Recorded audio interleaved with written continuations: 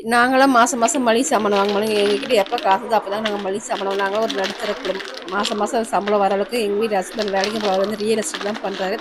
எப்போ காசு கிடையாது அப்போ வாங்கி வச்சுக்கோ. இந்த மளிகை சாமான் நீங்கள் ஒரு மாதத்துக்கு வரணும், இல்லை ஒரு வாரத்துக்கு வரணும், சரி இருக்கிற வரைக்கும் செஞ்சுக்க வேண்டியது தான். இந்த சாமிக்கெலாம் இந்த முந்திரி திராட்சைலாம் சாமிக்கு வந்து நெய்வேட்டினா படிப்போம். இந்த தனியாத்தூள் மிளகாத்தூள் வந்து பிரிஞ்சி அதெல்லாம் அதிகமாக பாப்பா வந்து ஸ்கூல் லஞ்ச் பஸ் கட்டுவேன். அதெல்லாம் இது வாங்கி வச்சுருக்கேன். 2 பொண்ணோட சோப்பு, ஒரு மனுஷன் சோப்பு.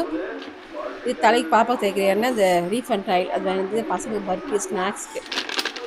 அதனால் ஹெல்த்தியாக கூட சொல்லி இந்த பர்ஃபி கடல உருண்டையும் அதெல்லாம் பர்ஃபி வாங்கி வச்சுக்கோங்க. இந்த சேமியா புட்டு செய்யலாம் சாயங்காலம் டைமில். பசங்களுக்கு இந்த சுண்டலெல்லாம் நிறைய வாழ்ந்துருக்கு. இந்த வாட்டி வந்து எக்ஸாம் நடக்குதுனாங்க, சாயங்காலம் டைமில் வந்து சுண்டல் வேக வச்சு சாப்பிடுவாங்க. கொஞ்சம் ரிலாக்ஸாக இருக்கும் அவங்க சாப்பிடும்போது.